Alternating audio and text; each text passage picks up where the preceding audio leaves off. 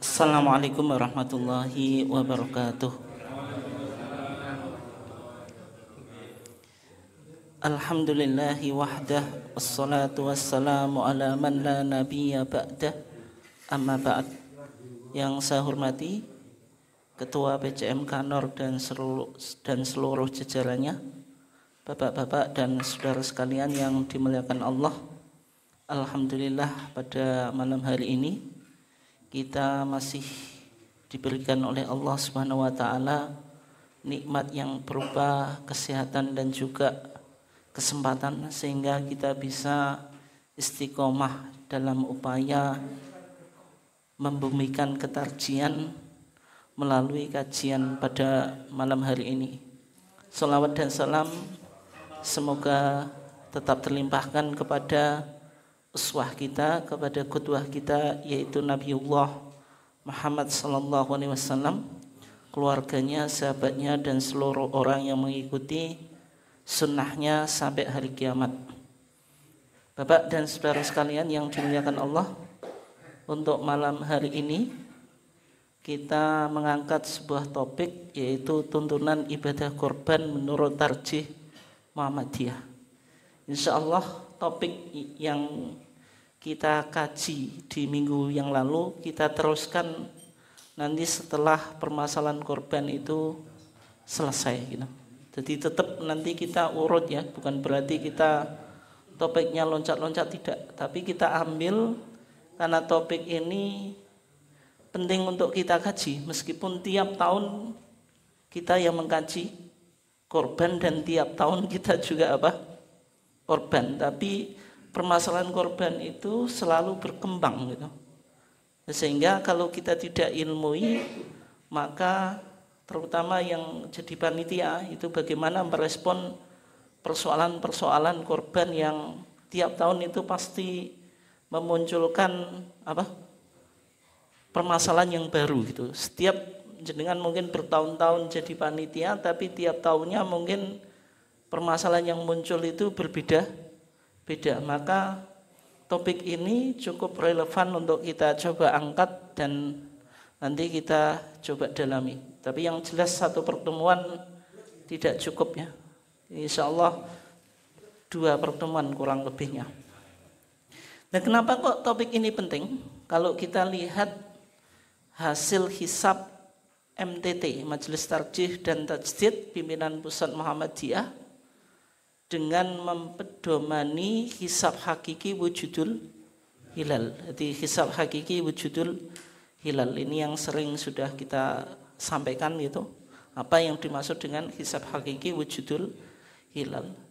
Tentang hisab bulan Dzulhijjah 1444 Hijriah atau 1444 Hijriah, bahwasanya Idul Adha atau 10 Dzulhijjah 1444 Hijriah itu akan jatuh pada hari Rabu Kliwon tanggal 28 Juni 2023. Artinya kita memiliki 27 hari untuk persiapan korban. Dan kalau kita lihat hasil hisab MTT ini, ketinggian hilal itu plus 1 derajat. Jadi kalau cuma plus 1 derajat itu potensi berbeda itu sangat mungkin, tidak sampai 2 derajat, apalagi ketentuan Mabims harus 3 derajat. Oleh sebab itu potensi untuk beda itu sangat mungkin. Tapi jenengan sudah cukup berpengalaman ya, karena Idul Fitri kemarin kita juga beda. Idul Adha ini ketika nanti terjadi perbedaan bagaimana?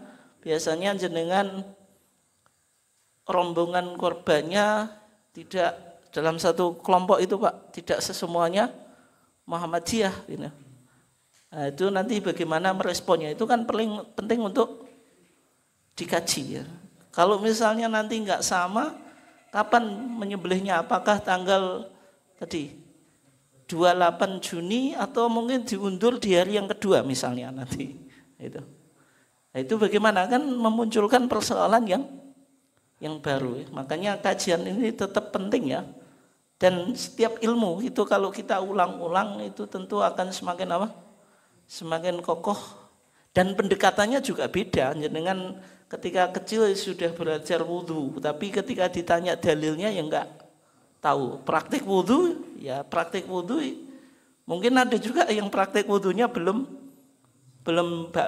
sempurna atau belum sesuai dengan sunnah. Mungkin ada yang sudah tapi dalilnya enggak tahu. Oleh sebab itu ya meskipun sampai wudhu itu mau jenjang pendidikannya sampai profesor pun juga tetap harus ngaji wudhu, karena tetapi pendekatannya tentu berbeda itu ya.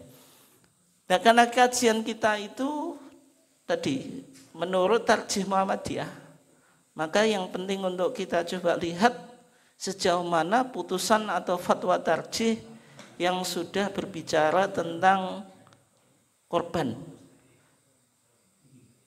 Keputusan tarjih Muhammadiyah itu sudah ada ya di keputusan Garut 1976. Ini yang nanti akan masuk HPT jilid 2. Jadi kalau HPT yang ada itu belum memasukkan ini ya. Karena HPT jilid 1 langsung HPT jilid 3, belum memasukkan keputusan Garut 1976. Tapi saya punya, karena ada publikasi pribadi oleh PDM Malang, itu ada bukunya, tapi tidak dijual bebas ya. Itu memasukkan keputusan Garut 1976 yang berbicara tentang Idul Adha, diantaranya apa? Tuntunan korban. Kemudian di TJA ini Pak Kaji Fakhruddin ini sudah melakukan pembelian secara kolektif, sehingga jenengan sudah tahu TJA itu warnanya kayak gitu Pak ya. Itu 8 jilid kayak itulah. Bagi mungkin yang belum pernah tahu rupa TJA, meskipun sering kita bicarakan. Artinya kalau jenengan mulai beli kan semakin tahu bukunya loh, biar enggak kita di awang-awang gitu. Saya ngomong TJA tapi jenengan TJA opo? Tanya jawab rupanya atau warnanya gimana itu? Enggak punya bayangan, dan alhamdulillah sekarang jenengan sudah tahu ya. Yang disebut TJA itu ya 8 jilid. Itu juga sudah ada fatwa-fatwa yang berkaitan dengan korban. Dan kalau jenengan cari di internet itu sudah dikompilasi lagi dari beberapa TJA, itu nanti dikumpulkan fatwa-fatwa tarjih seputar korban. Itu nanti bisa di Google, di internet, itu pasti muncul ya. Itu. Yang penting keyword atau kata kuncinya betul gitu. Kalau enggak ya enggak keluar. Ya. Artinya itu hanya diambil dari TJA, cuma dikumpulkan dari 8 jilid itu, dikumpulkan semuanya. Kemudian ada buku yang khusus yang sudah dikeluarkan oleh MTT PPM, yaitu Tuntunan Idin dan Korban. Bukunya kecil, saya tadi mau bawa cumanya lupa itu. Nah, itu jenengan bisa lihat juga di online. Kok semuanya buku? Ya memang orang pandai itu kan dari buku gitu. Tapi kalau ini jenengan beli atau enggak ya terserah jenengan ya. Tapi kalau ingin tahu ya beli. Kok semuanya beli? Ilmu itu ya semuanya beli Pak. Makanya kalau orang pandai pasti bukunya banyak itu. Oke.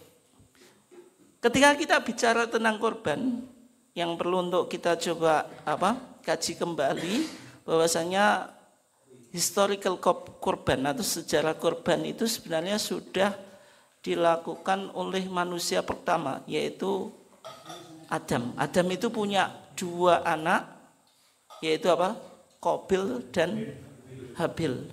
Keduanya itu juga sudah diperintahkan untuk melakukan korban.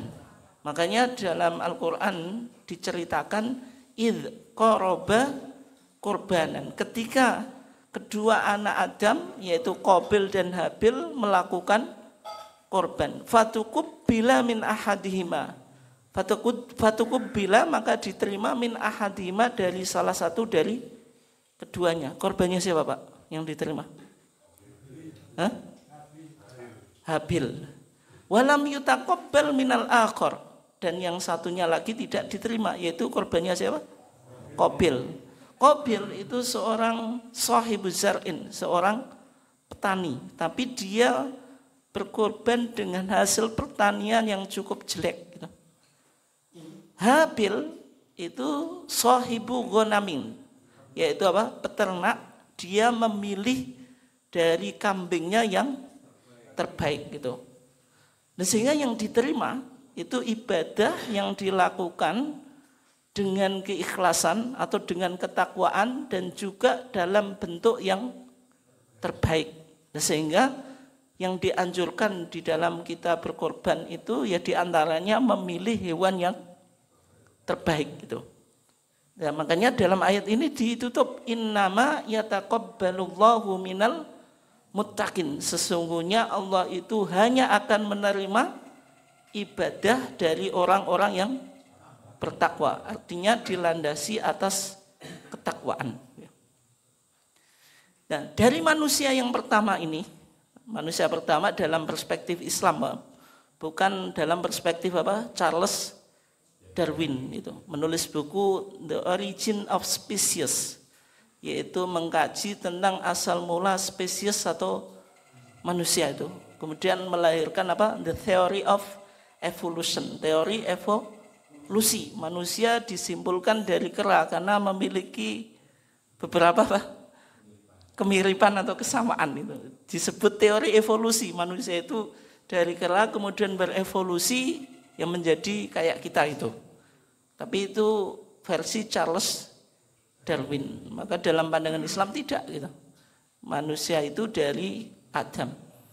Nah, kemudian di masa Nabi Ibrahim.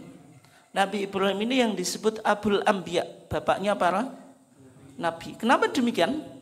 Karena semua nabi pasca Nabi Ibrahim itu harus memiliki genealogi atau silsilah kepada Nabi Ibrahim. Nabi Muhammad itu silsilahnya juga sampai pada Nabi Ibrahim lewat siapa? Ismail. Kemudian Anbiya Bani Israel, nabi-nabi Bani Israel juga memiliki genealogi yang sampai pada Nabi Ibrahim. Yaitu lewat siapa Pak? Yakub. Nabi Ibrahim itu kan punya 2 anak, Ismail yang tertua, kemudian siapa? Ishak. Ishak punya anak Yakub. Yakub ini yang disebut apa? Israel. Israel itu gelarnya siapa? Yakub itu. Yakub itu dalam Taurat diceritakan ada perkelahian antara Allah dengan Yakub itu. Itu dalam Taurat ya. Kemudian tapi orang Yahudi menyebut ini bukan Allah, ini malaikat, tapi bahasanya itu Allah gitu. Kemudian itu sampai bahasa kita dibanting semacam itulah. Karena menjelang fajar kemudian dia mau naik, kemudian sama Yakub itu didekap gitu. Dan enggak akan dilepas kecuali memberkahi. Kemudian diberkahi, makanya Yakub disebut Israel. Isra itu yang dicintai, maksudnya Allah, Elohim itu. Ilah, Elohim maksudnya bangsa yang dicintai oleh Allah. Itu cerita Taurat semacam itu ya.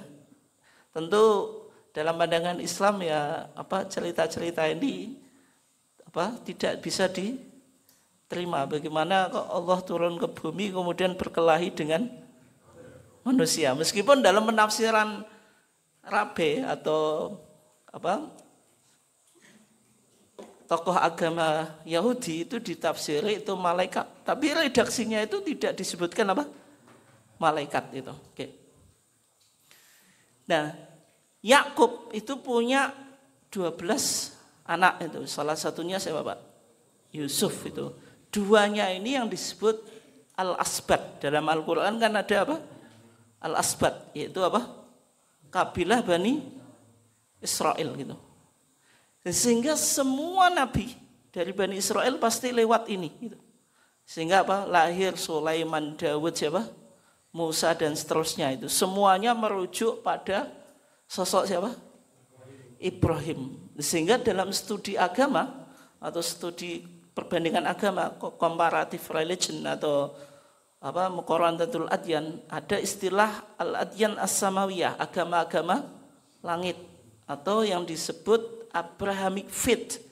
Maka lahir 3 agama itu, Judaism, agama apa? Yahudi atau Yahudiyah, kemudian Christianity, Masihiyah, kemudian Islam. Semuanya merujuk pada sosok Ibrahim. Makanya Taurat, Injil, Quran itu semuanya kembali pada Ibrahim. Nah, di dalam Al-Quran itu diceritakan tentang ujian yang dialami oleh Nabi Ibrahim. Ketika Nabi Ibrahim bertahun-tahun menanti seorang anak, karena istrinya itu mandul. Gitu. Tapi kemudian doanya dikabulkan, dan setelah punya anak masih diuji. Maka dalam Al-Quran diceritakan ketika Nabi Ibrahim menerima perintah untuk menyembelih anaknya melalui mimpi. Maka di sana diceritakan dialog antara Nabi Ibrahim dengan Ismail. Maka Al-Quran menceritakan, ya bunayya, wahai anakku. Tapi sebenarnya di Quran itu tidak disebutkan nama Ismail, hanya disebutkan ya bunayya, wahai anakku. Kan anaknya Ibrahim 2. Kalau enggak Ismail ya Ishak. Tapi mayoritas ulama Islam, Pak, itu merojihkan ini Ismail. Tapi kalau Taurat itu Ishak itu, yang disembelih itu Ishak gitu.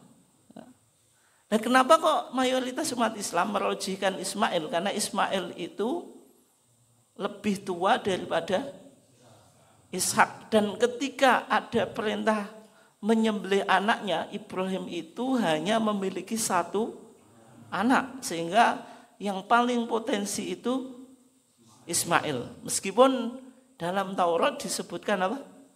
Ishak. Di situ kan bahasanya anakmu al-wahid. Dalam Taurat bahasa al-wahid itu satu-satunya anakmu. Padahal Nabi Ibrahim punya 2 anak. Kalau Ishak itu sudah lahir, otomatis Ismail sudah ada. Tapi kenapa bahasa Taurat menyebut satu-satunya anakmu kan itu? Itu kan jadi problem kan. Sehingga yang dirojihkan atau yang dikuatkan dalam kebanyakan ulama Islam itu Ismail, meskipun Al-Quran tidak menyebut nama. Karena Al-Quran itu memakai bahasa yang global, yang umum. Makanya Al-Quran itu butuh penafsiran. Nah, itulah tugas Nabi sebagai mufassirul Quran, yang menafsirkan Quran. Dan dalam Al-Quran dikatakan, ya bunayya, wahai anakku, ini sesungguhnya aku melihat fil manami, dalam keadaan tidur atau dalam mimpi, ani sesungguhnya aku adbahu, diperintahkan untuk menyembelih kamu. Berarti Nabi Ibrahim mendapatkan perintah menyembelih Ismail lewat apa, Pak? Mimpi. Tapi kalau jenengan mimpi disuruh nyembelih anaknya jenengan, Pak, jenengan sembelih atau enggak? Enggak, Pak. Kenapa? Karena enggak Nabi ya. Nah, nanti kalau jenengan sembelih ya pasti masuk penjara, kemudian itu dituduh orang gila itu. Lalu apa yang membedakan mimpinya jenengan dengan mimpinya Nabi Ibrahim? Sama-sama mimpi. Nah, yang membedakan kalau ru'yatul anbiya, mimpinya para nabi itu wahyu. Karena salah satu cara Nabi Allah memberikan wahyu kepada nabi itu lewat apa? Mimpi. Tapi kalau mimpinya jenengan, Pak, disuruh nyembelih anak, itu wahyu dari Allah atau dari mana? Nah, itu yang kalau ada mimpi semacam itu yang pasti Pak, itu mimpi minas syaiton, dari setan. Sehingga nggak perlu untuk dilakukan. Nah, ketika Nabi Ibrahim berdialog dengan Ismail, maka Nabi Ibrahim meminta pandangan Ismail. Fangdur madza tara, wahai anakku, bagaimana responmu ketika ayahmu ini menerima perintah untuk menyembelihmu?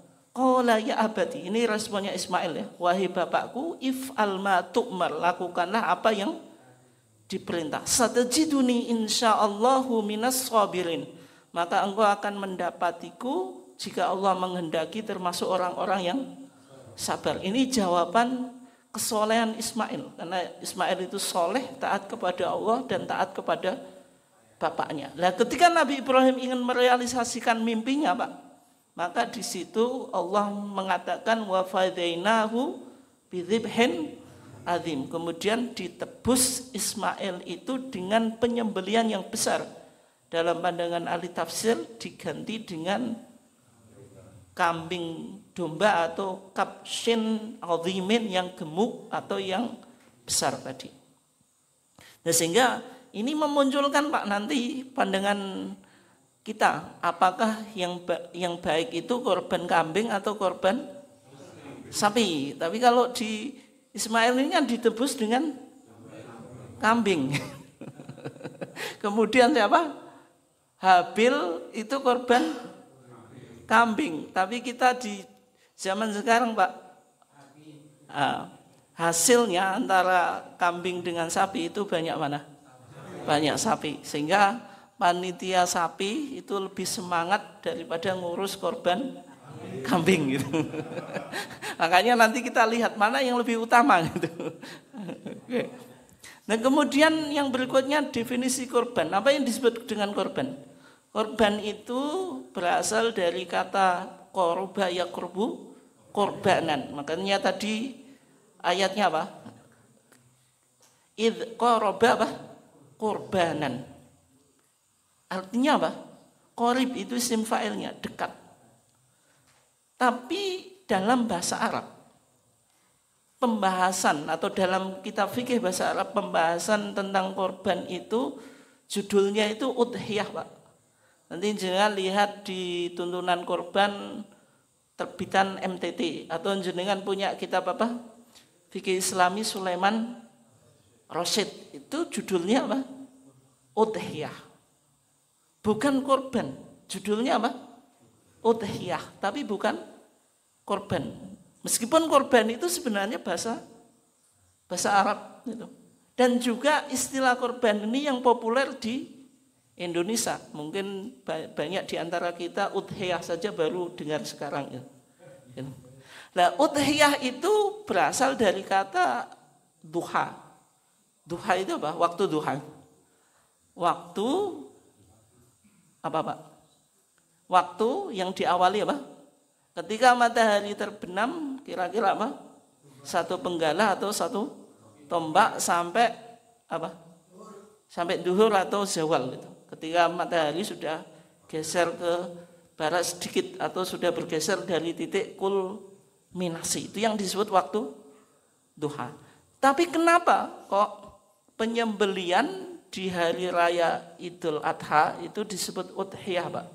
Dihubungkan dengan waktu duha. Kenapa? Karena secara umum penyembelian korban itu biasanya dilakukan di waktu duha. Meskipun kan waktunya yang boleh berapa hari? 4 hari kan?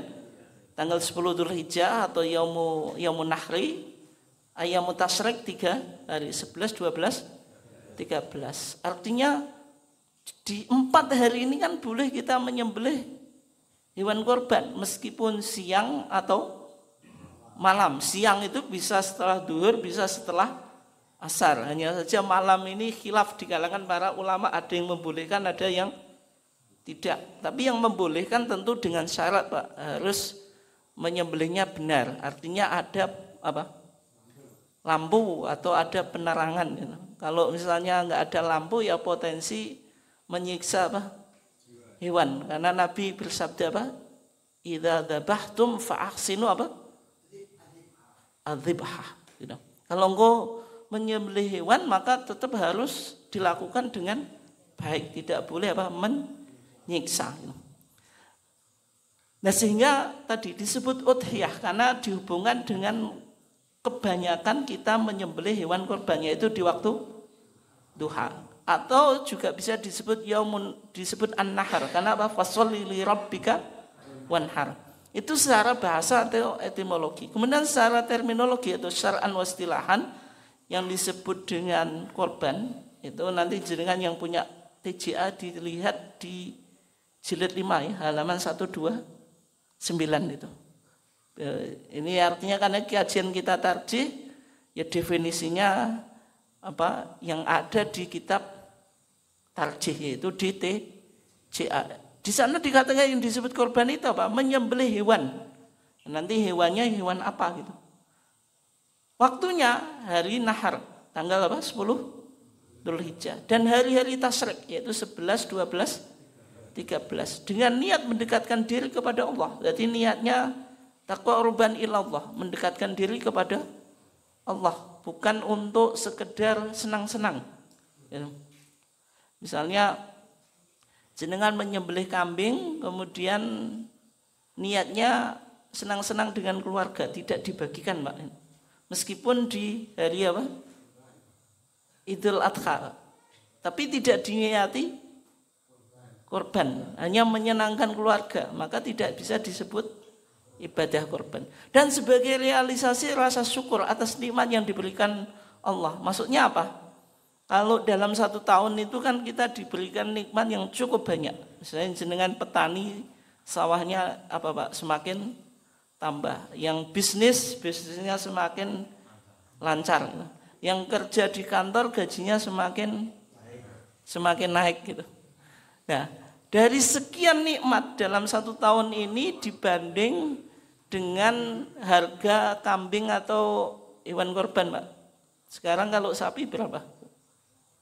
3 juta ya? Kurang lebih 3 juta. Kalau kambing 2,5 juta ya? 3 juta, Pak ya. Misalnya 3 juta. Artinya dari semua nikmat yang berupa rezeki yang jenengan dapatkan dalam 1 tahun dikurangi 3 juta. Itu kira-kira berapa persennya, Pak? Jawabannya macam-macam ya, tergantung penghasilannya, Pak. Tapi intinya itu kecil gitu loh. Intinya apa? Persentasenya cukup kecil. Sehingga kalau jenengan korban itu bentuk realisasi rasa syukur. 3 juta itu jika dibandingkan dengan rezeki yang jenengan terima dalam 1 tahun itu tidak ada apanya gitu. Nah, kemudian tadi kita katakan yang disebut korban itu menyembelih hewan. Hewannya apa semua hewan atau tidak? Nanti dalam ayat Qur'annya dikatakan min bahimatil an'am, harus terdiri dari bahimatul an'am, binatang ternak. Tapi binatang ternak yang tertentu atau semua binatang ternak? Soalnya dalam bahasa Indonesia ayam itu juga binatang ternak, Pak. Gitu. Bebek juga binatang ternak. Dan nanti korban dengan ayam, korban dengan bebek itu boleh atau enggak? Nah, min bahimatil an'am ini harus terdiri dari 3 jenis hewan. Yang pertama al-ibilu. Al-ibil itu apa? Onta. Yang kedua al-baqar, sapi. Yang ketiga al-ghanam, yaitu kambing gitu. Kambing itu ada 2, kambing dha'nun, kambing domba termasuk gibas, atau ma'zun atau kambing kacang atau kambing Jawa gitu. Nah, bagaimana kalau korban kerbau? Boleh atau enggak? Boleh. Kenapa?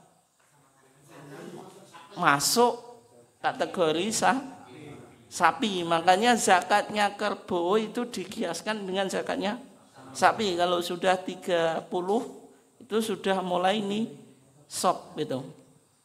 Dan sehingga bahimatul an'am di sini harus 3 itu. Bagaimana kalau misalnya korban kuda? Boleh atau enggak, Pak?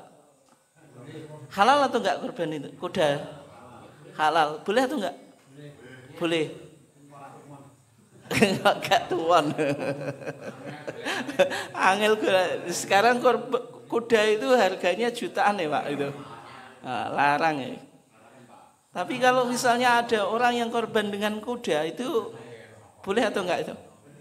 Yang jelas kuda itu halal. Bukan binatang ternak. Ya binatang ternak kuda kok. Binatang ternak kan? Kecuali kalau kuda alasan itu, sapi alasan tidak bisa dikorbankan. Misalnya jenengan yang dekat hutan ya, memburu sapi kemudian dijadikan korban itu nggak boleh karena tidak peliharaan. Gitu.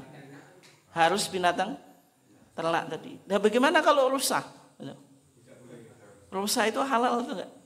Halal, tapi boleh enggak? Enggak. Tapi kalau jenengan punya buku terjemahan Bulughul Maram Ahsan itu Ahsan itu kan terjemah Bulughul Maram itu, yang diterbitkan oleh Diponegoro itu, ya penerbit Diponegoro itu. Sampulnya biasanya apa itu?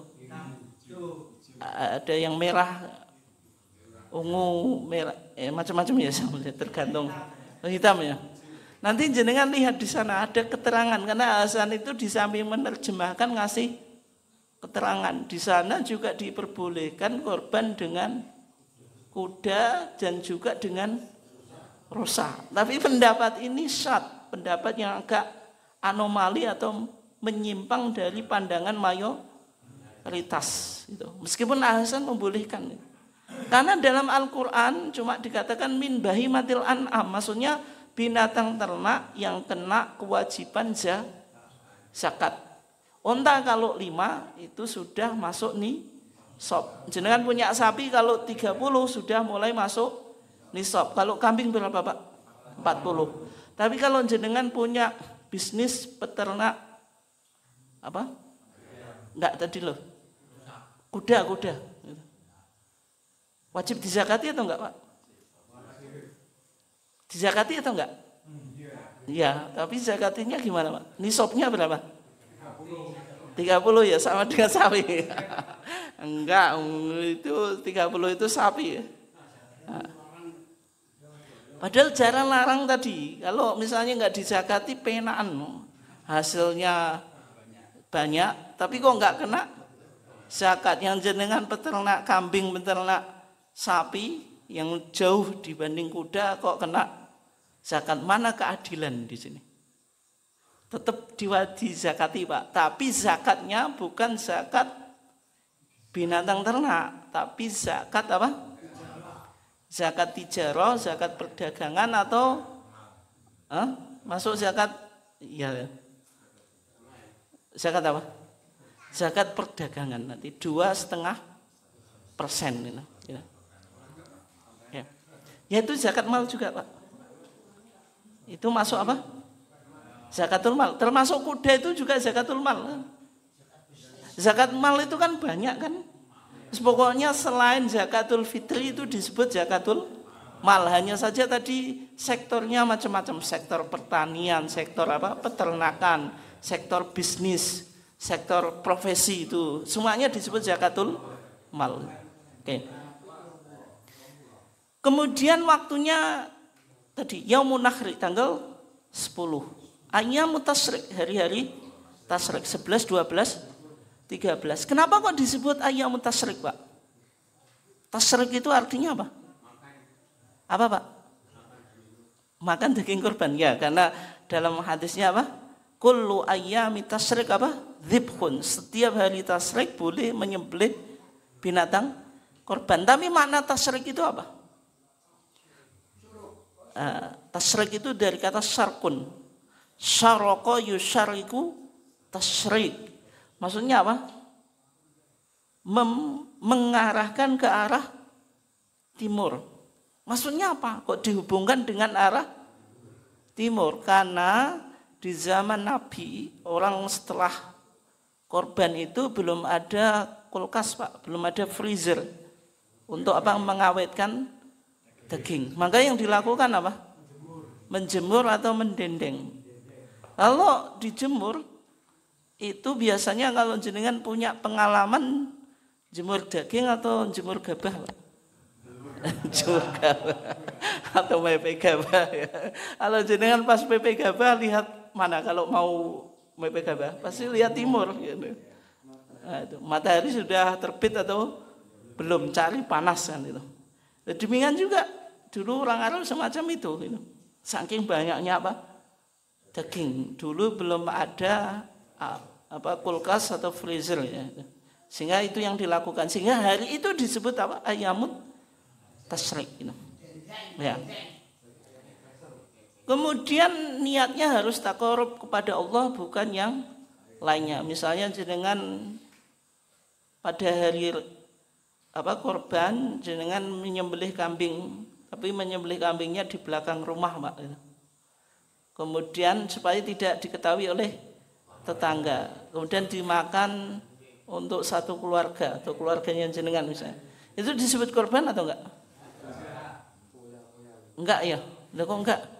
Yang disembelih apa? Kambing, bukan ayam, bukan kuda, bukan rusa. Dan ayam kan memenuhi kriteria hewan korban. Waktunya wong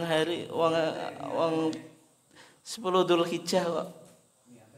Niatnya juga korban, Pak, tapi untuk keluarga.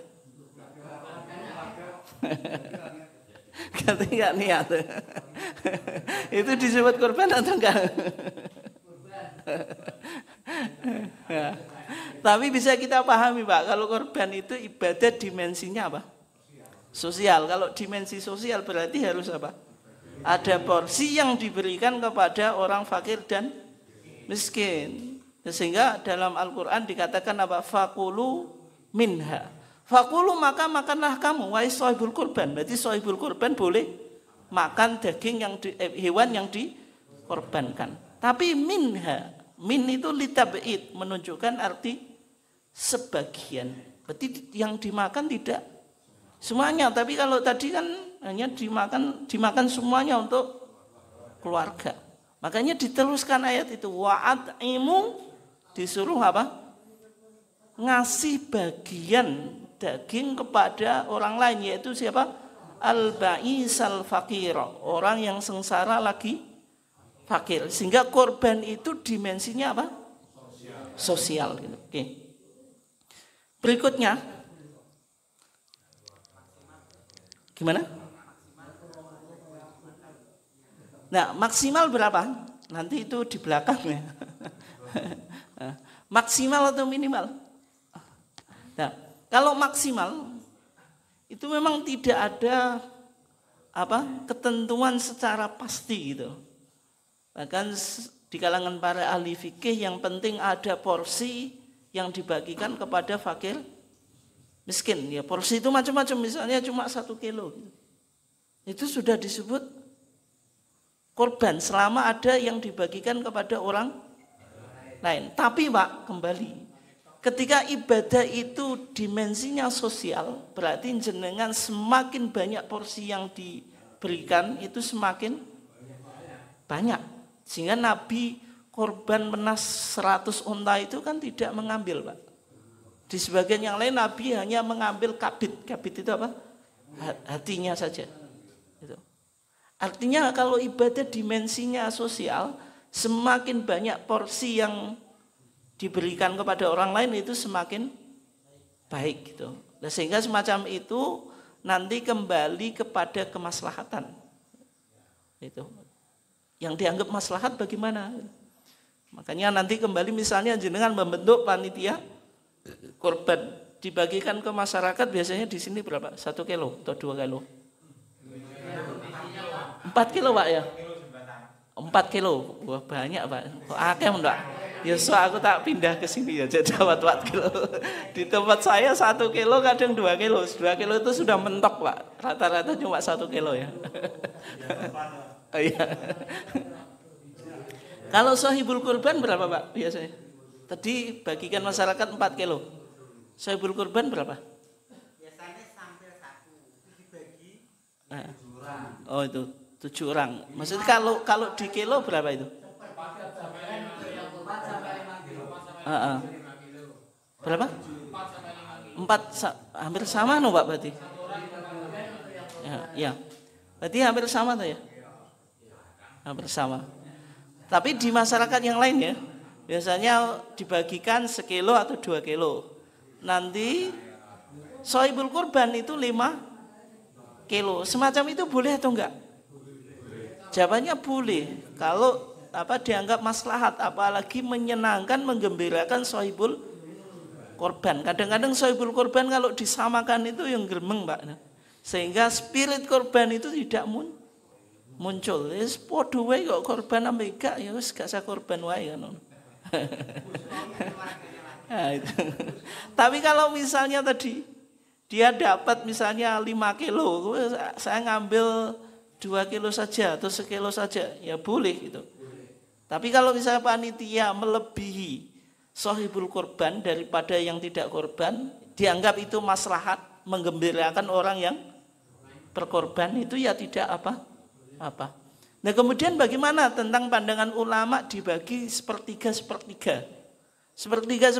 itu tidak, itu ijtihad ulama ya, tapi tidak ada dalil yang spesifik. Kenapa kok muncul sepertiga? Karena Nabi bersabda apa? Qulu wa tasaddaqu wa dakhiru. Disuruh makan, disuruh sedekah, disuruh nyimpan. Ini kan berarti sepertiga itu. Nah, ya, itu dari situ. Tapi ini juga bukan nas yang eksplisit atau sangat sangat jelas menjelaskan. Itu kan hanya pemahaman saja, hasil ijtihad saja. Itu bukan hanya mafhum, bukan mantuk. Kalau mantuk itu pasti ya. Tapi kalau mafhum itu biasanya masih debatable. Oke. Ya nanti kita bahas itu nanti di belakang. Sekarang kita coba kaji tentang hukum berkorban. Dalam hukum berkorban Pak, itu ada 2 pandangan para ulama. Kalau jumhur ulama sunnah muakkadah, sunnah yang ditekankan atau sunnah yang mendekati wajib. Tapi kalau menurut Imam Abu Hanifah wajib. Tapi syaratnya ditakyid bagi dzil yasar, bagi orang yang mampu. Meskipun wajib, kalau nggak mampu kan tetap tidak wajib gitu. Tapi kalau mampu, nah kemudian kriteria mampu itu apa Pak? Mampu apa Pak? Bisa beli. Ya. Mampu itu kalau dalam pandangan ulama klasik Pak, kalau jenengan punya kelebihan rezeki di Idul Adha, kemudian hari Tasyrik, itu digunakan untuk hidup, ngasih makan istri, sandang, pangan, itu lebih dari itu, berarti wajib atau mampu gitu. Tapi kalau konteks sekarang mungkin kriteria mampu itu beralih. Kalau misalnya gajinya UMK atau UMR gitu, kalau sudah gajinya semacam itu, ya mampu. Nah itu wajib atau enggak? Makanya kan tadi perdebatan loh. Ya.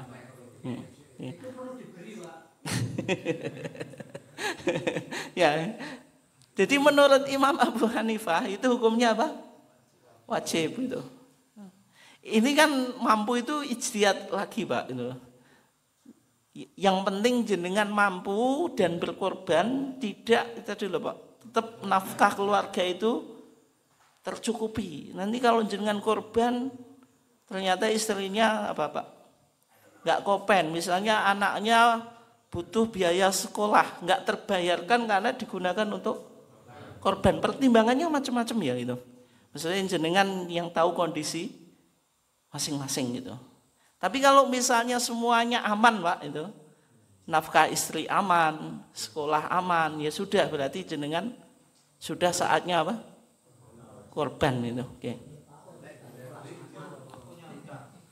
Kenapa? Ya kalau punya hutang, kalau enggak punya hutang, kalau jatuh temponya panjang Pak, dan jenengan punya sumber yang lain pasti bisa bayar. Jenengan sekarang prioritaskan korban juga nggak apa-apa gitu. Tapi kalau misalnya penghasilan jenengan nggak jelas gitu. Kalau PNS, pokoknya gaji-gajinya yang tetap itu kan jelas Pak. Tapi kalau misalnya orang pekerjanya yang nggak jelas itu, punya hutang, nanti ini bisa nyaur atau enggak gitu.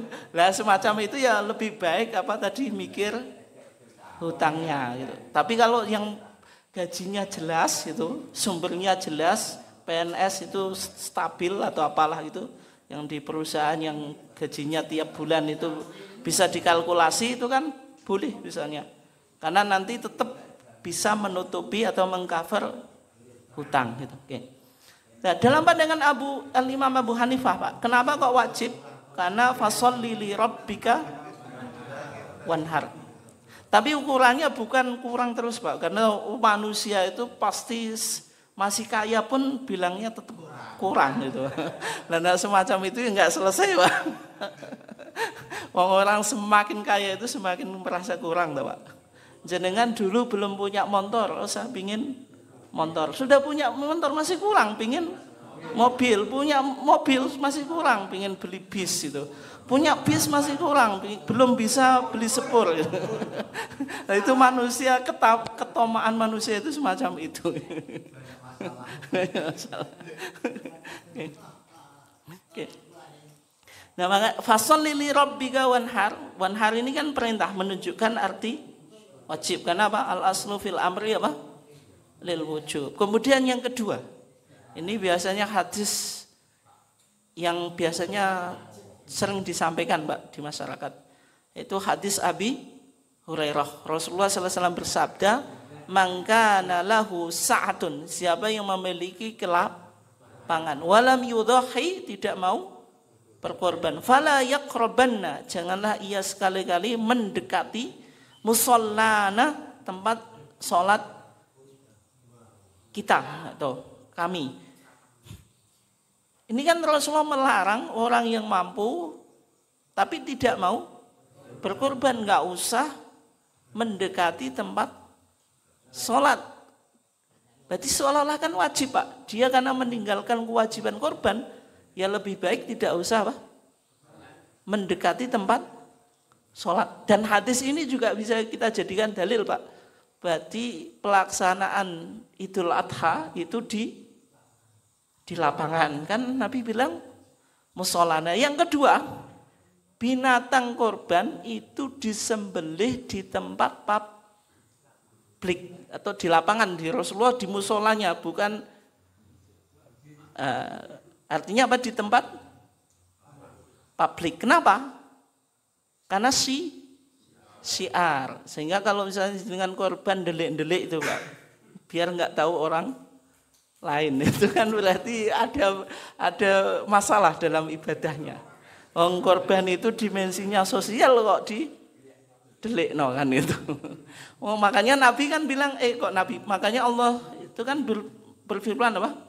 Wa at'imu al-qani'a wal mu'tar. Al-qani itu fakir yang enggak mau meminta.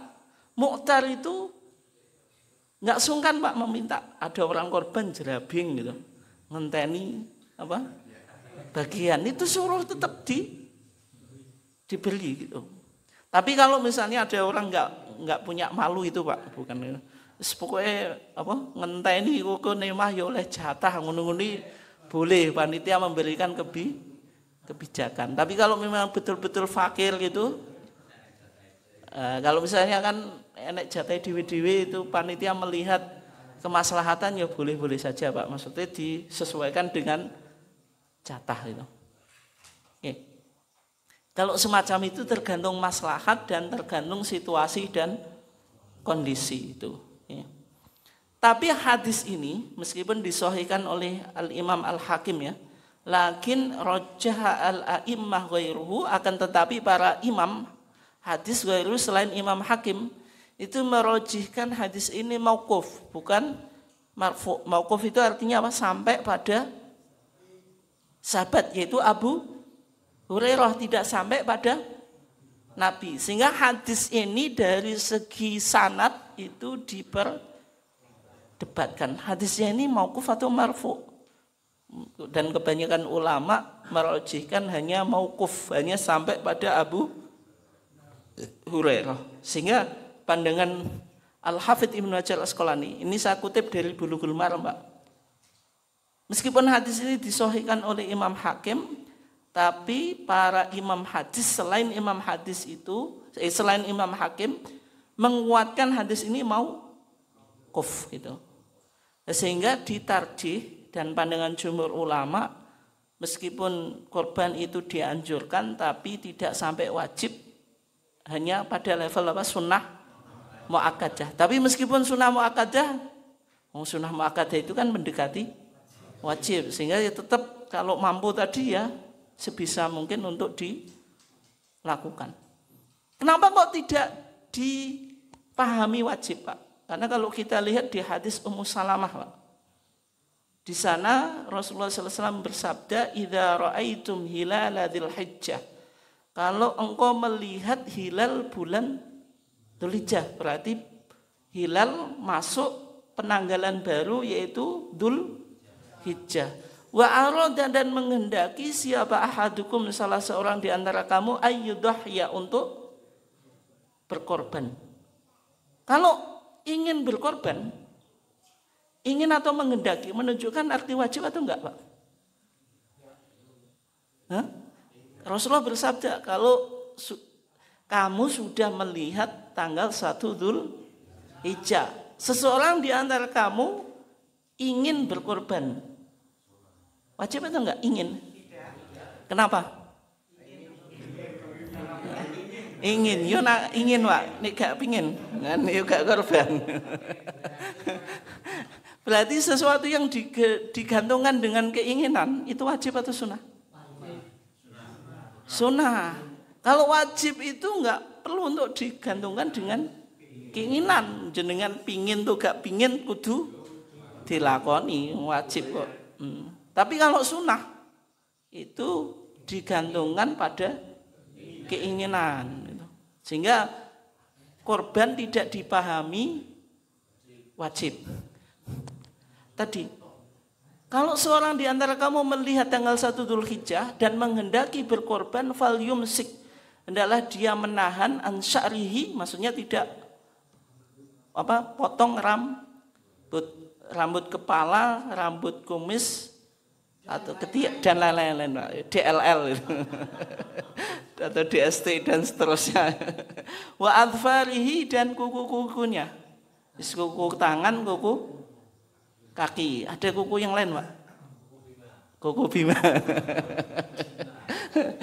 Hati nggak boleh potong rambut, nggak boleh potong kuku. Potong sama mencabut itu lebih dalam mana, Pak?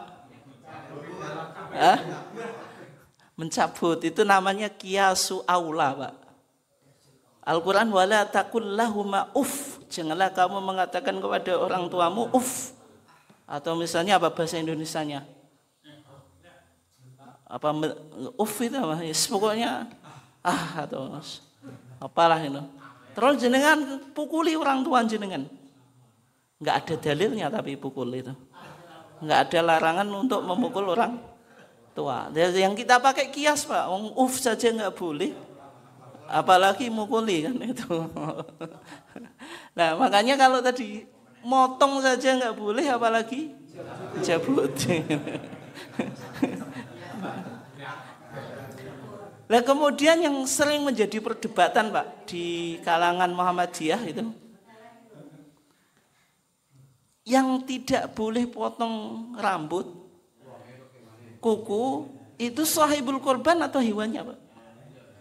Lagi,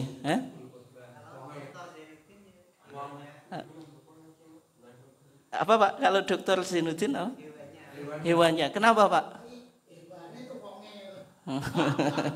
Kenapa? Sahibul korban atau hewannya, Pak?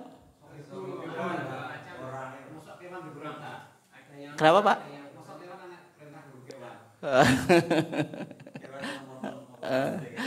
Kalau dalam pandangan tadi Dr. Zainuddin Pak ya, saya ikut jenengan. Maksudnya nyebut itu ikut jenengan. Dalam pandangan Dr. Zainuddin, dhamirhu itu bisa kembali sahibul kurban, bisa kembali pada hewan yang dikorbankan. Kenapa? Karena di riwayat Muslim wa huwa li muslimin wa nasai aidzon, hadisnya Pak ini penting ya. Ini soalnya nanti jenengan menjelang Idul Adha itu WA itu seliweran Pak di grup-grup Muhammadiyah itu. Biasanya yang paling dominan grup tadi yang apa? Itu kembali pada hewan yang dikorbankan. Kenapa? Maka nalahu dzibhun, siapa yang punya sembelian, yadbahuhu, yang ia sembelih. Fa idza ahalla hilalu dzulhijjah, apabila telah hilal bulan Dzulhijjah, maksudnya masuk tanggal 1 Dzulhijjah, fala ya'khud min sya'rihi, janganlah ia mengambil min sya'ri dari rambutnya. Ini kembali pada dzibhun atau man gitu. Dzibhun atau man. Dzibhun itu sembelihan Pak, hewan yang dikorbankan.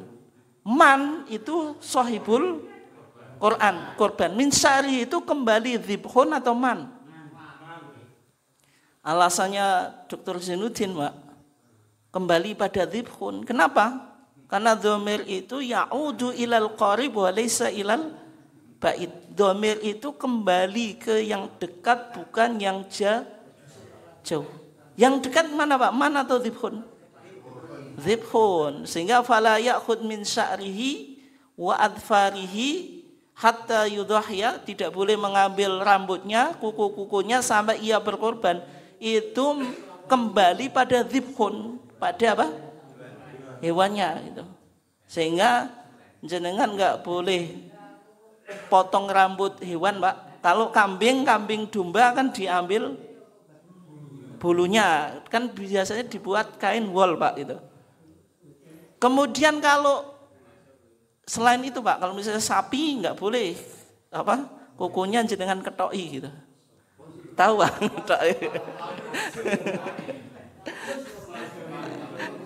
Enggak ada Pak, enggak ketoki apa? Kuku sapi atau wedhus, Pak? Ada? Kambing ada? Alasannya apa, Pak? Kedawan, Pak? Enggak, maksudnya ketoki itu kasus-kasus tertentu atau lebih baik diketoki, Pak? Lebih baik. Kak, maksudnya kasus tertentu itu ada hewan kambing sing kukunya terlalu panjang sehingga dipotong, atau setiap kambing rata-rata dipotong. Enggak toh. Sebagian kasus-kasus tertentu toh. Ya. Kalau sapi, Pak?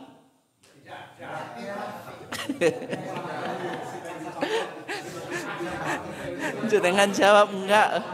Jangan jawab enggak, saya tanyakan yang lain ada kata Pak, kata ya. Makanya saya perlu informasi karena saya bukan tidak pakar di situ. Kalau domba jelas ya, kalau domba itu. Kemudian dari sini Pak, ini pendekatan bahasa, yaitu min sya'rihi wa atfarihi, dhamir hi atau ha ini kembali pada dzibhun karena lebih dekat secara rasionalitas, Pak. Itu. Ini sekarang taklili.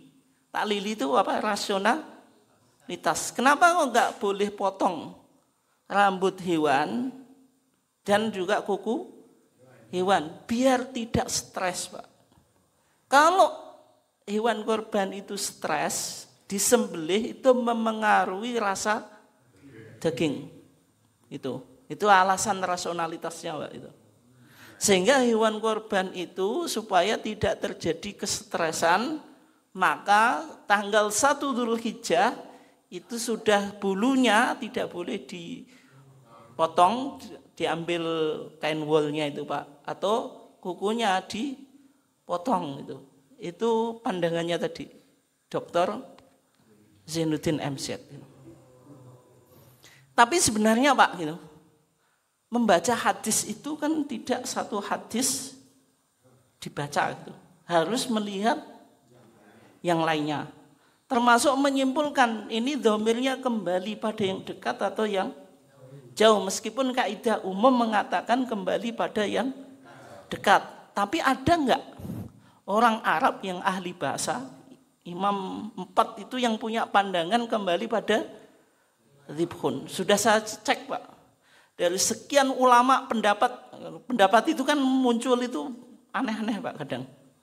Misalnya jenengan satu kambing boleh untuk 3 orang, itu ada, nanti ulamanya ada, meskipun pendapatnya ini kita anggap aneh, tapi kan tetap ada.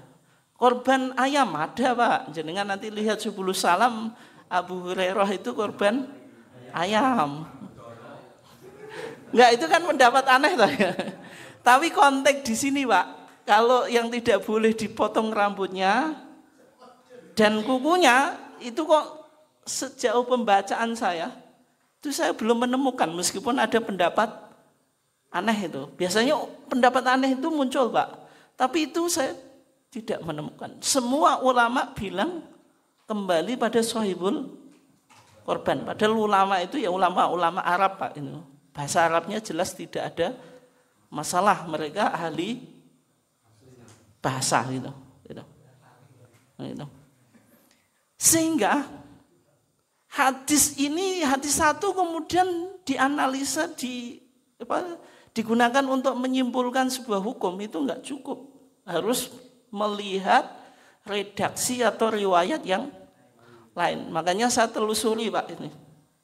Saya telusuri karena saya agak bingung gitu. Ini yang jelas di komunitas Muhammadiyah Pak lebih yakin karena cuma pendekatan rasional terhadap pendapat yang pertama tadi. Mungkin jenengan sekali baca, di Madani ada ceramahnya Pak ya kalau salah. Itu direkam juga. Sehingga saya cek di beberapa kitab Pak. Di antaranya saya menemukan di kitab Irwaul Ghalil. Irwaul Ghalil itu yang ditulis oleh Syekh Nasiruddin Albani. Ini mentakhrij atau mengkaji hadis yang ada dalam kitab Manarus Sabil yang ditulis oleh Ibnu Dzuwayyan. Itu fikih mazhab Hambali Pak. Tapi sama Syekh Nasiruddin Albani itu dikaji hadis-hadisnya. Karena di sana hadisnya mencantumkan hadis tentang larangan potong kuku dan rambut tadi Pak. Sama Syekh Nasiruddin Albani untuk melihat sejauh mana otentisitas atau validitas hadis tersebut itu ditelusuri lewat riwayat yang lain.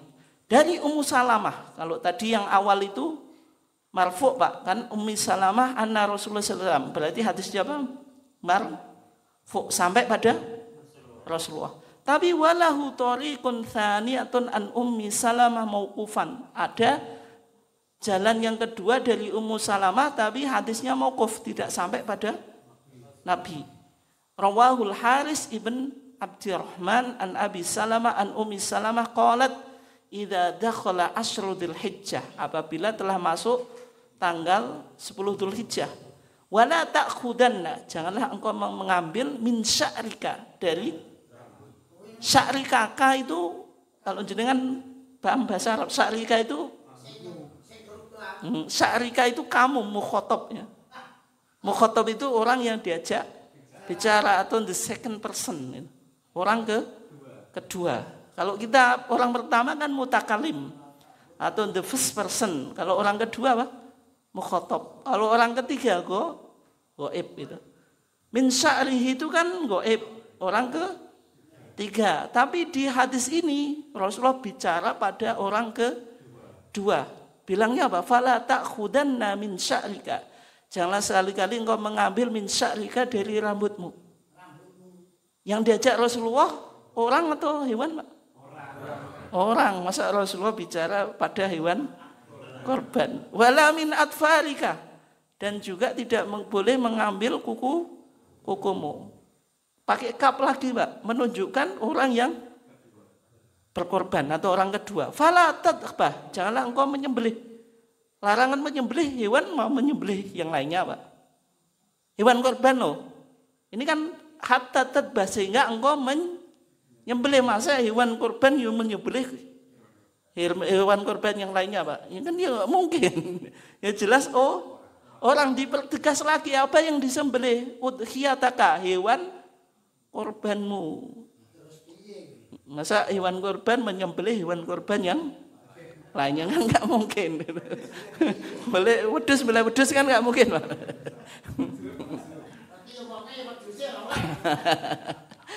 Kemudian riwayat yang ketiga Pak dari Sa'id, tapi ini mauquf juga ya. Mauquf rawahu Syarik an Utsman al-Akhlafi an Sa'id ibn Musayyab atau Musayyib ya. Di sana dikatakan man arada ayyudhhiya fadakhalat ayyamul ashri fala ya'khud min sya'rihi wala adfari. Fadzakartuhu, maka saya ceritakan ini li Ikrimah, kepada Ikrimah, yaitu Sa'id ibn Musayyab atau Musayyib menyebutkan hadis ini kepada Ikrimah. Kata Ikrimah, alla ya'tazilan nisaa, ia tidak perlu menjauhi istri-istrinya, watiba dan wangi-wangian. Artinya orang yang berkorban meskipun tidak boleh ngambil apa? Kuku atau rambut, tapi tetap boleh menggauli istrinya dan pakai wangi-wangian. Masa ini bicara hewan korban Pak? Maksudnya hewan korbannya nggak boleh menggauli istrinya, nggak boleh juga pakai wangian. Berarti hewan korban juga pakai wangi-wangian gitu.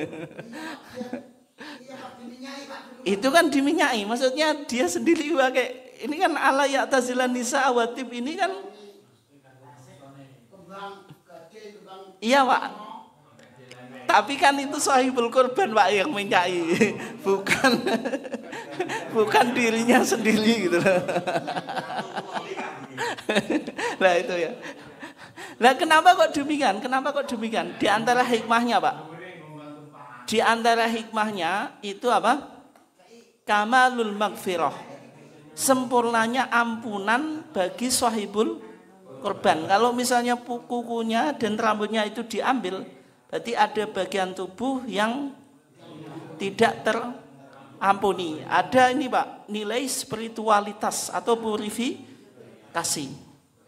Yang kedua Pak, alasannya sahibul korban, orang yang berkorban itu menyerupai orang muhrim, tapi tidak secara totalitas. Di HPT kita ada muharramat al-ihram, hal-hal yang diharamkan bagi orang yang berihram. Di antaranya apa? Nggak boleh potong kuku, potong rambut, menutup kepala pakai pakaian berjahit, terus menggauli istri pakai wangian. Tapi menyerupai orang muhrim itu tidak secara totalitas, hanya sebagian. Tidak boleh potong kuku dan rambut, tapi tetap boleh mengumpuli istri dan pakai wangian. Itu ya hikmahnya. Sehingga dari sini Pak, kita menyimpulkan tetap itu kembali pada sahibul korban. Dan juga pandangan ini ternyata justru pandangan tarjih gitu. Meskipun orang Muhammadiyah rata-rata yang menurut Muhammadiyah tadi kembali pada hewan yang dikorbankan. Padahal yang sesuai tarjih tahun 1976, Muktamar Garut 1976, itu di sana di antara putusannya Pak, wa amsik an sya'rika, tidak boleh memotong rambut, wa adfarika, dan kukumu min awalis syahri, dari awal bulan Dzulhijjah hatta tudhhiya, sampai engkau menyembelih. Berarti kalau jenengan tanggal nyembelihnya Pak, misalnya tanggal 11, 12, 13, misalnya tanggal 13 Tasyrik, berarti ya sampai itu ya. Kalau tanggal 13 ya berarti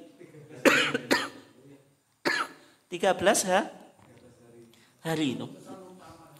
Dan sehingga kalau jenengan mau korban nanti menjelang tanggal 1 Dzulhijjah, potong rambut dulu, kukunya ya dipotong, sehingga nanti enggak usah potong rambut ketika sudah masuk 10 Dzulhijjah. Kemudian ini yang terakhir Pak, karena waktu kita terbatas.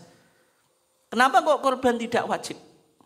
Hadis Jabir ibn Abdullah, di sana dikatakan sholaitu ma'a Rasulillah, saya pernah sholat bersama Rasulullah. Idul Adha Adha. Falamman sarafa, ketika Rasulullah selesai sholat Idul Adha, utiya bikabshin, dibawakan kepada Rasulullah satu ekor kambing gibas. Fadzabahu, terus Rasulullah menyembelih, karena Rasulullah itu korbannya 2 kambing gibas, yang satu untuk Rasulullah sendiri dan keluarganya, yang satu untuk siapa?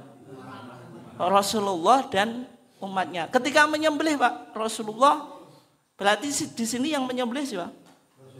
Rasulullah. Sehingga bisa kita simpulkan Pak, sahibul kurban kalau bisa nyembelih lebih baik apa? Disembelih sendiri. Tapi kalau nggak bisa boleh diwakilkan. Ketika menyembelih, ini yang penting ya, jenengan ikut Bapak kelompok nyembelih itu Zulekha ya. Ada macam-macam kelompok itu. Kalau menyembelih bagaimana? Bismillah, ini doanya. Wallahu akbar. Terus ini doa kurban ya. Allahumma hadza anni, ya Allah ini dariku. Maksudnya dari Rasulullah. Wa amman lam yudhahi min ummati, dan dari orang yang belum mampu berkorban dari umatku. Kenapa kok kita simpulkan tidak wajib, Pak? Kenapa? Nah, karena sudah dikorbani oleh Nabi bagi yang tidak mampu. Sehingga tadi hukum korban itu tidak wajib gitu. Hanya sunnah muakkadah. Tapi meskipun sunnah muakkadah jangan dipahami sunnah kan, bukan semacam itu ya. Sunnah muakkadah itu sunnah yang mendekati wajib. Mungkin sekian kajian kita, silakan kalau ada yang ditanyakan. Monggo. Ini selain ini Pak, sekarang itu rame-rame berangkat haji itu, kalau ikan itu paling matur ikan, bobot paling matur hamli, mati paling matur mau. Tapi kalau kaji kok paling matur safar Pak. Nah, saya safar itu kan sholat, bukan walimah. Makasih Pak. Walimah Pak ya, walimah yang ada perintah secara langsung dari Rasulullah itu walimatun nikah. Walimatu apa? Nikah atau walimatul arus itu. Kenapa? Karena Nabi bersabda aulim walau bisyatin. Ketika sahabat mau nikah itu suruh merayakan walau bisyatin, meskipun hanya 1 kambing. Kenapa kok disuruh tadi bikin walimah Pak? Karena nikah itu kan akad yang menghalalkan seorang wanita yang hukum asalnya haram. Tapi dengan akad nikah wanita itu menjadi halal. Karena nikah itu akad yang sangat sakral Pak, berkaitan dengan kehormatan seorang wanita, sehingga perlu untuk ada iklan. Iklan itu apa? Menginformasikan, memberitahukan bahwasanya si wanita tadi sudah halal bagi seorang suami tadi. Sehingga Nabi memerintahkan untuk bikin walimah. Sehingga dalam pandangan Imam Malik, iklanun nikah, menginformasikan nikah itu hukumnya wajib. Meskipun Imam Malik nikah itu enggak perlu seorang saksi. Kalau dalam pandangan jumhur ulama kan nikah harus ada wali, ada 2 saksi gitu. 2 saksi menurut Imam Malik tidak usah, tidak wajib. Sehingga nikah tanpa saksi itu tetap sah. Tapi Imam Malik bilang nikah itu wajib disiarkan, kan ya sama saja toh Pak. Kalau diiklankan, diinformasikan, ngundang banyak orang itu, lebih dari 2 orang. Artinya kan ya sama toh kalau kita pikir. Nah, sehingga kalau walimatun nikah atau walimatun zawat atau macam-macam itu penamaannya, itu memang ada tuntunan anjuran dari Nabi, sehingga Nabi bersabda apa? Idza du'ita fa'ajib. Kalau engkau diundang ke pernikahan maka datangilah gitu. Tapi ini masih ada catatan Pak. Dulu orang yang diundang di walimah itu digembirakan Pak. Nabi ngomong apa? Suruh bikin tadi awli walau bisatin minimal kambing. Itu minimal ya Pak. Walau itu kan apa Pak walau itu? Minimal gitu. Walau bisatin itu minimal. Maksimal ya bisa beli sapi atau beli apa Pak itu. Digembirakan ya. Nggak itu kan artinya menggembirakan. Ya kalau sekarang misalnya walimatun nikah kok nggak menggembirakan, nah itu nggak tahu. Nggak, itu yang ada anjurannya Pak. Tapi kalau selain itu tidak ada kewajiban untuk datang. Tapi tetap dipertimbangkan loh Pak itu. Jadi dipertimbangkan bukan dari segi hukumnya, tapi segi sosial, segi maslahat. Kalau dalam tarjih pendekatannya irfani, pendekatan hati. Masuk diundang apa teman dekatnya kok gak teko. Tapi dilihat kemaslahatannya. Tapi kalau walimatun nikah tadi, kalau dulu memang wajib. Tapi kalau sekarang tadi masih menggembirakan atau enggak? Ya kalau sudah tidak menggembirakan, hukum itu bisa berubah gitu loh. Apa? Ya silakan. Entar disambung.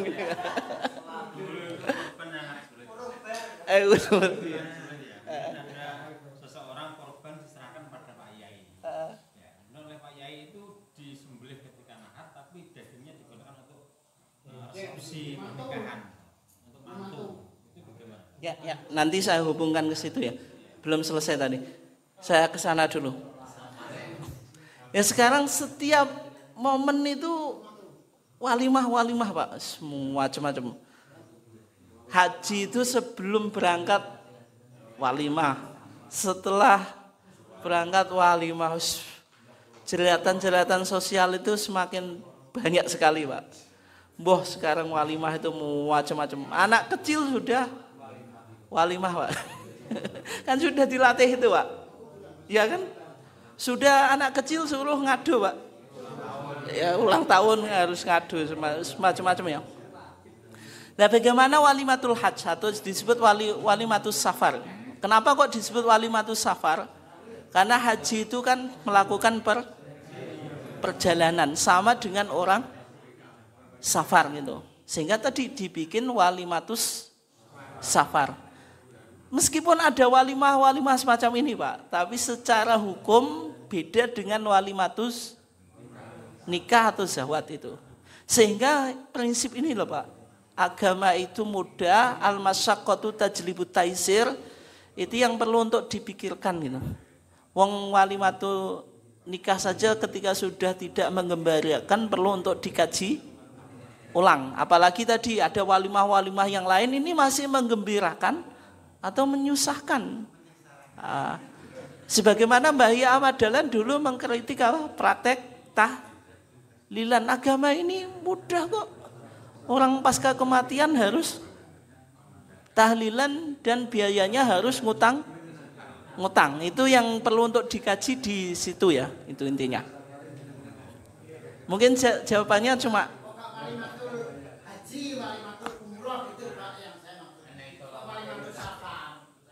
itu hanya istilah penamaan, Mbak. Dan istilah penamaannya pun tidak secara syar'i dari dalil hadis Nabi, tidak. Kenapa kok walimatus safar? Karena tadi haji itu termasuk apa? Safar atau bepergian. Tapi kalau misalnya dinamakan walimatul hajj ya boleh saja gitu. Walimatul umroh ya boleh saja, penamaan saja kan. Tapi kalau dalil secara khusus dari Nabi tidak ada. Intinya itu dikembalikan ke maslahatan. Itu kalau membawa maslahat ya nggak apa-apa gitu. Dan masih menggembirakan atau enggak kan ada nanti ketentuannya itulah. Kalau misalnya membawa kemaslahatan ya boleh-boleh saja. Saya mau safar ngundang jenengan jenengan saya gembirakan kan boleh. Tapi kalau sudah masuk pada ini Pak, semacam itu Pak, itu kan yang perlu kita kaji ulang, dan yang intinya agama itu tidak memberatkan. Nah kemudian yang berikutnya ya, karena waktu kita sudah jam 9 lebih, bagaimana kalau dulu korban itu diberikan oleh Pak Yai gitu. Korban itu Pak, ini dalam fikih Syafi'i secara umum diikuti oleh masyarakat Indonesia. Bedanya korban dengan akikah itu apa? Dalam pembagian dagingnya loh. Matang sama apa Pak? Kalau korban itu mentah, makanya dalam fikih Syafi'i itu dikatakan syarat membagikan daging korban itu harus nayian. Nayian itu mentah. Fungsinya apa Pak?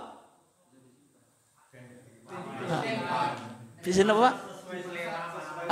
Dimasak sesuai selera. Yang kedua apa Pak? Apa? Dimungkinkan hari itu kan nggak bisa habis, bisa disimpan di dendeng. Disimpan. Terus yang lainnya apa Pak? Dijual, ya.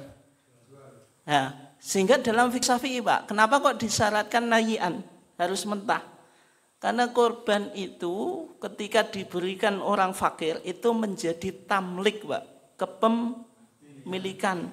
Kalau jenengan memiliki sesuatu itu kan boleh, terserah jenengan, mau disimpan, mau dimasak seleranya, dijual boleh. Tapi syaratnya fakir. Tapi kalau jenengan orang kaya Pak, mampu dapat daging korban, kebetulan tadi dapat 4 kilo Pak ya.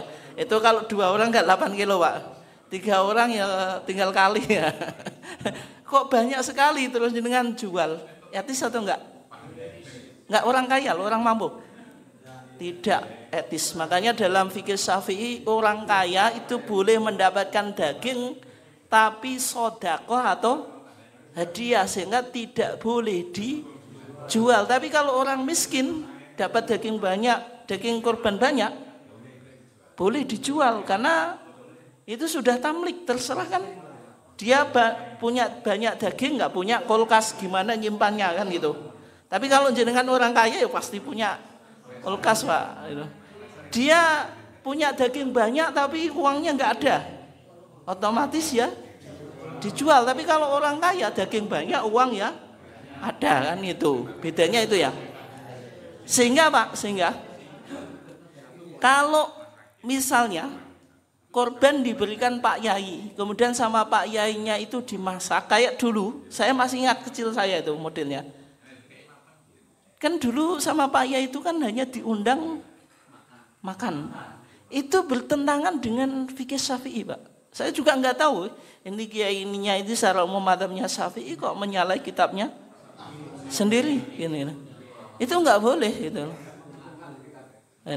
Karena sudah matang. Tapi kalau akikah diperbolehkan sudah dimasak, karena tadi ada persamaan dan perbedaan. Di antara perbedaannya tadi kalau akikah boleh dimasak dan memang baiknya ya dimasak itu ya.